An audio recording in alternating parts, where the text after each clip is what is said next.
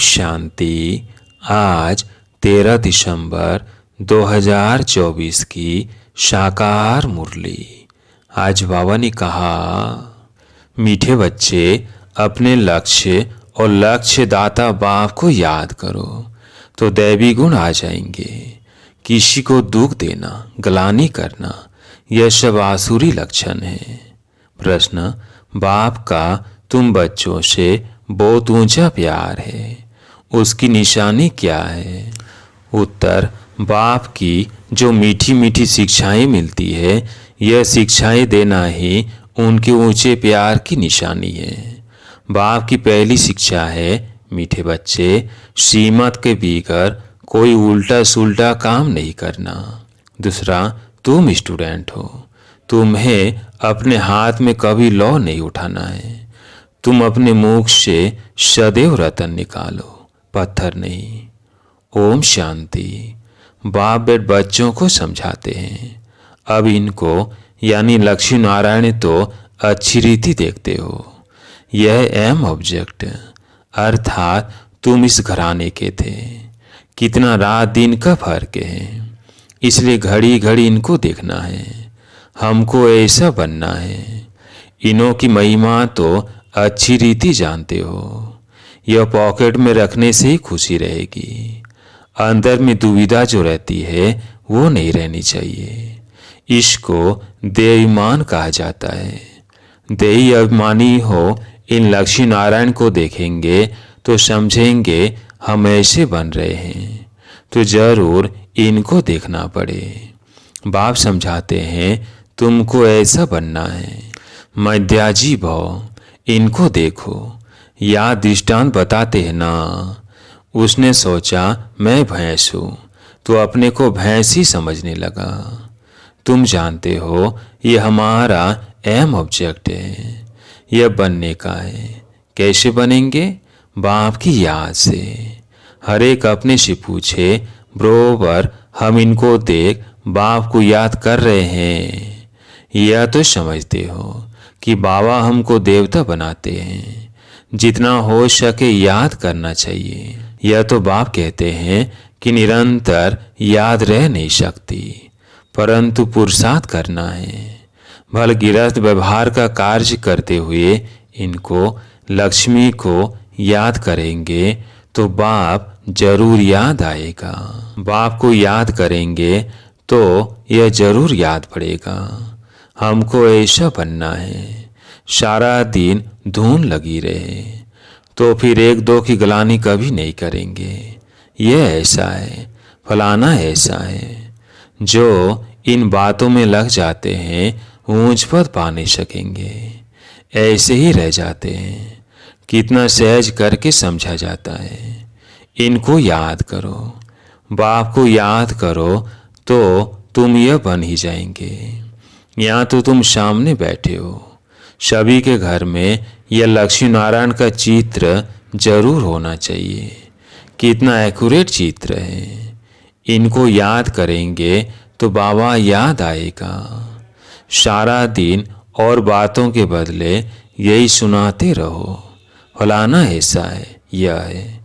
किसकी निंदा करना, इसको दुविधा कहा जाता है। तुम्हें अपनी दैवी बुद्धि बनाना है। किसको दुख देना, ग्लानि करना, चंचलता करना, यह स्वभाव नहीं होना चाहिए। इसमें तो आधा कल्प रहे हो। अभी तुम बच्चों को कितनी मीठी शिक्षा मिलती है। इनसे ऊंच प्यार दूसरा कोई होता नहीं। कोई भी उल्टा सुल्टा काम श्रीमत बिगड़ नहीं करना। बाप ध्यान के लिए भी डायरेक्शन देते हैं। सिर्फ भोग लगाकर आओ। बाबा यह तो कहते नहीं कि वैकुंठ में जाओ, रास विलास आदि करो। दूसरी जगह गए तो समझो माया की प्रवेशता हुई। माया का नंबर 1 कर्तव्य है पतित बनाना। बेकायदे चलन से नुकसान बहुत होता है। हो सकता है फिर कड़ी सजाएं भी खानी पड़े अगर अपने को संभालेंगे नहीं तो।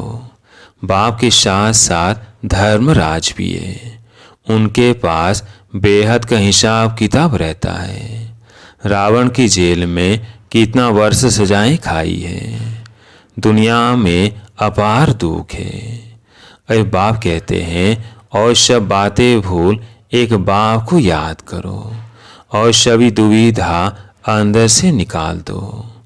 विकार में कौन ले जाते हैं? माया के भूत। तुम्हारा एम ऑब्जेक्ट है ही यह राजयोग है ना। बाप को याद करने से यह वर्षा मिलेगा। तो इस धंधे में लग जाना चाहिए। कीचड़ा सारा अंदर से निकाल देना चाहिए। माया की प्रकाष्ठा भी बहुत कड़ी है, परंतु उनको उड़ाते रहना है। जितना हो सके याद की यात्रा में रहना है। अभी तो निरंतर याद हो न सके, आखिरी निरंतर तक भी आएंगे तभी ऊंच पद पाएंगे। अगर अंदर दुविधा खराब ख्यालात होंगे तो ऊंच पद मिल नहीं सकता। माया के बस होकर ही हार खाते हैं। बाप समझाते हैं, बच्चे गंदे काम से हार मत खाओ। निंदा आदि करते तो तुम्हारी बहुत बुरी गति हो गई है। अभी सदगति होती है तो बुरे कर्म मत करो। बाबा देखते हैं माया ने गले तक ग्रास यानी हप कर लिया है, पता भी नहीं पड़ता है। खुद समझते हैं हम बहुत अच्छा चल रहे हैं, परंतु नहीं। बाप समझाते हैं मनसा वाचा कर्मणा मुख से रतन ही निकालने चाहिए। गंदी बातें करना पत्थर है। अभी तुम पत्थर से पारस बनते हो तो मुख से कभी पत्थर नहीं निकलने चाहिए। बाबा को तो समझाना पड़ता है। बाप का हक है बच्चों को समझाना। ऐसे तो नहीं भाई भाई को सावधानी देंगे। टीचर का काम है शिक्षा देना। वो कुछ भी कह सकते हैं। स्टूडेंट को हाथ में लौ नहीं उठाना है। तुम स्टूडेंट हो ना, बाप समझा सकते हैं। बाकी बच्चों को तो बाप का डायरेक्शन है। एक बाप को याद करो। तुम्हारी तकदीर अभी खुली है। श्रीमत पर न चलने से तुम्हारी तकदीर बिगड़ पड़ेगी, फिर बहुत पछताना पड़ेगा। बाप की श्रीमत पर न चलने से एक तो सजाएं खानी पड़े, दूसरा पद भी भ्रष्ट। जन्म जन्मांतर कल्प कल्पांतर की बाजी है। बाप आकर पढ़ाते हैं तो बुद्धि में रहना चाहिए बाबा हमारा टीचर है, जिनसे यह नई नॉलेज मिलती है कि अपने को आत्मा समझो। आत्माएं और परमात्मा का मेला कहा जाता है ना। 5 वर्ष बाद मिलेंगे।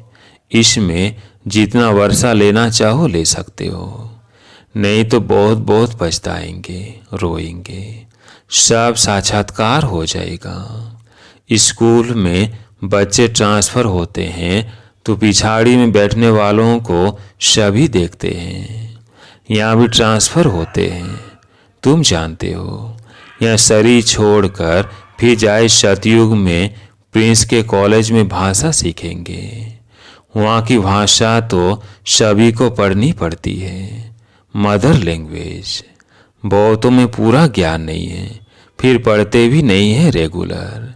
1-2 बार मिस किया तो आदत पड़ जाती है मिस करने की। संग है माया की मुरीदों का। शिव बाबा के मुरीद थोड़े हैं, बाकी सब है माया के मुरीद। तुम शिव बाबा के मुरीद बनते हो तो माया सहन नहीं कर सकती है, इसलिए संभाल बहुत करनी चाहिए। छीछी गंदे मनुष्यों से बड़ी संभाल रखनी है। हंस और बगुले है ना। बाबा ने रात को भी शिक्षा दी है।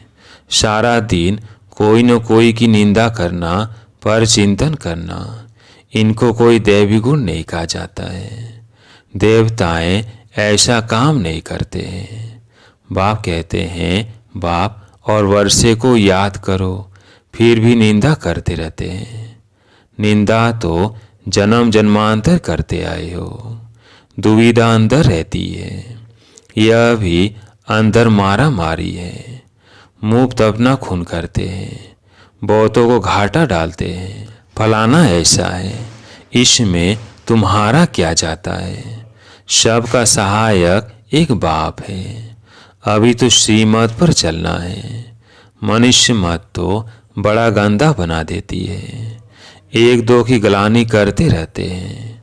ग्लानि करना यह माया का भूत। यह है ही पति दुनिया।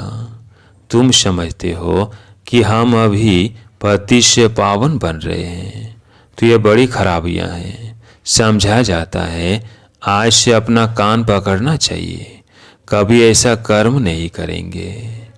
कुछ भी अगर देखते हो तो बाबा को रिपोर्ट करनी चाहिए। तुम्हारा क्या जाता है? तुम एक दो की ग्लानि क्यों करते हो? बाप सुनता तो सब कुछ है ना। बाप ने कानों और आंखों का लोन लिया है ना। बाप भी देखते हैं तो यह दादा भी देखते हैं। चलन वातावरण तो कोई कोई का बिल्कुल ही बेकायदे चलता है। जिनका बाप नहीं होता है उनको छोरा कहा जाता है। वो अपने बाप को भी नहीं जानते, याद भी नहीं करते हैं। सुधरने बदले और ही बिगड़ते हैं। इसलिए अपना ही पद गंवाते हैं। श्रीमत पर नहीं चलते तो छोरे हैं। माँ बाप की श्रीमत पर नहीं चलते हैं। तमेव मातस्य पिता, बंधु आदि भी बनते हैं, परंतु ग्रेट ग्रैंडफादर ही नहीं तो मदर फिर कहाँ से होंगी? इतनी भी बुद्धि नहीं। माया बुद्धि एकदम फेर देती है। बेहद के बाप की आज्ञा नहीं मानते हैं तो दंड पड़ जाता है। जरा भी सदगति नहीं होती है। बाप देखते हैं तो कहेंगे ना, इनकी क्या बुरी गति होगी। यह तो टांगर आग के फूल है, जिसको कोई पसंद नहीं करता है। तो सुधारना चाहिए ना, नहीं तो पद भ्रष्ट हो जाएंगे। जन्म जन्मांतर के लिए घाटा पड़ जाएगा। परंतु देवमानियों की बुद्धि में बैठता ही नहीं। आत्माभिमानी ही बाप से लव कर सकते हैं। बलिहार जाना कोई मासी का घर नहीं है। बड़े बड़े आदमी बलिहार तो जा न सके, वह बलिहार जाने का अर्थ भी नहीं समझते हैं। हृदय विदीर्ण होता है। बहुत बंधन मुक्त भी है। बच्चा आदि कुछ भी नहीं है। कहते हैं बाबा आप ही हमारे सब कुछ हो। ऐसे मुख से कहते हैं परंतु सच नहीं। बाप से भी झूठ बोल देते हैं। बलिहार गए तो अपना ममत्व निकाल देना चाहिए। अभी तो पिछाड़ी है तो श्रीमत पर चलना पड़े। मिल्कियत आदि से भी ममत्व निकल जाए। बहुत हैं ऐसे बंधन मुक्त। शिव बाबा को अपना बनाया है, एडाप्ट करते हैं ना। यह हमारा बाप टीचर सतगुरु है। हम उनको अपना बनाते हैं, उनकी पूरी मिल्कियत लेने।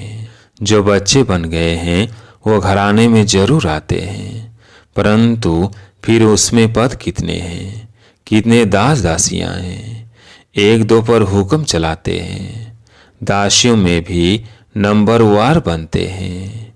रॉयल घराने में बाहर के दास दासियों तो नहीं आएंगे ना। जो बाप के बने हैं उनको बनना है। ऐसे ऐसे बच्चे हैं जिनमें पाए का अकल नहीं है। बाबा ऐसे तो कहते नहीं कि मम्मा को याद करो, वह मेरे रथ को याद करो। बाप कहते हैं मामेकम याद करो। दे के सब बंधन छोड़ अपने को आत्मा समझो। बाप समझाते हैं कि प्रीत रखनी है तो एक से रखो, तब बेड़ा पार होगा। बाप के डायरेक्शन पर चलो। मौजिद राजा की कथा भी है ना। पहले नंबर में है बच्चे। बच्चा तो मिल्कियत का मालिक बनेगा। स्त्री तो हाफ पार्टनर है। बच्चा तो फुल मालिक बन जाता है। तो बुद्धि उस तरफ जाती है। बाबा को फुल मालिक बनाएंगे तो ये सब कुछ तुमको दे देंगे।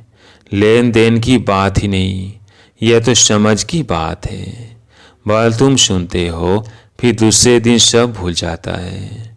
बुद्धि में रहेगा तो दूसरों को भी समझा सकेंगे। बाप को याद करने से तुम स्वर्ग के मालिक बनेंगे। यह तो बहुत सहज है।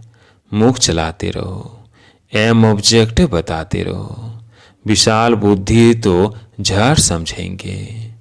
अंत में यह चित्र आदि ही काम आएंगे।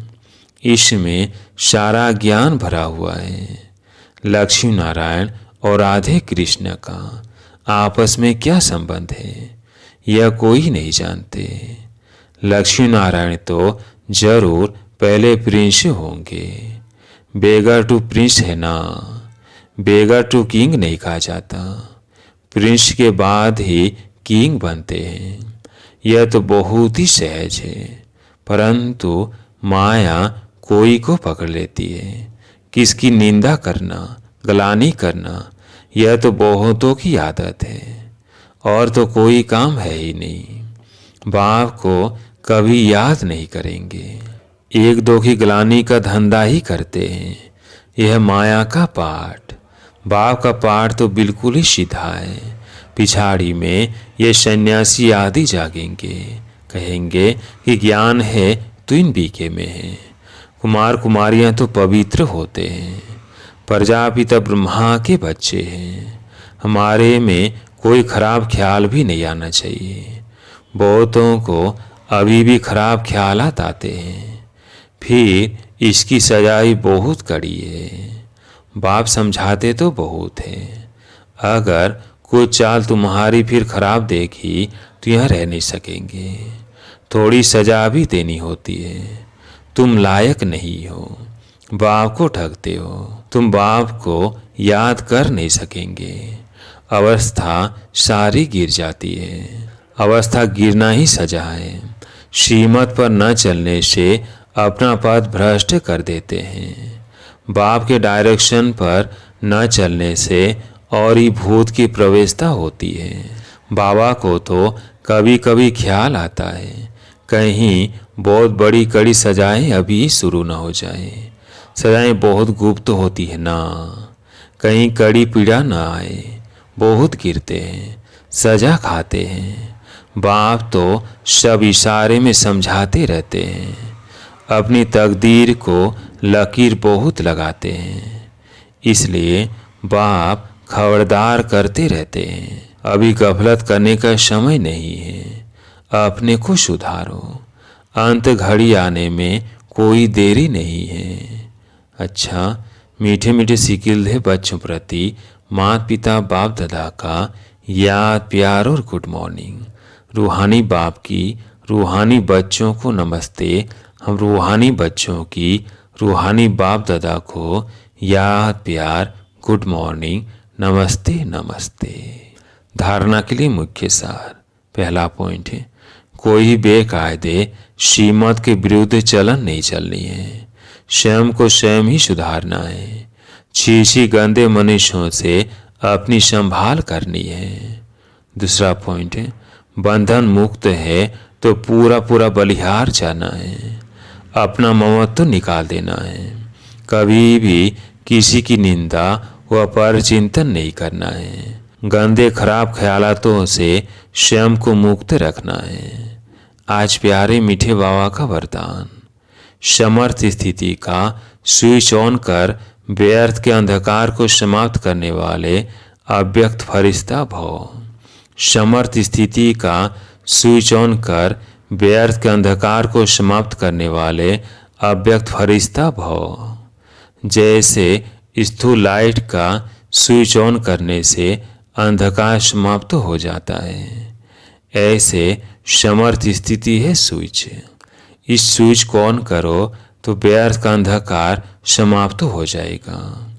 एक एक व्यर्थ संकल्प को समाप्त करने की मेहनत से छूट जाएंगे। जब स्थिति समर्थ होगी तो महादानी वरदानी बन जाएंगे, क्योंकि दाता का अर्थ ही समर्थ। समर्थ ही दे सकता है, और जहाँ समर्थ है वहाँ व्यर्थ खत्म हो जाता है। तो यही अव्यक्त फरिश्तों का श्रेष्ठ कार्य है।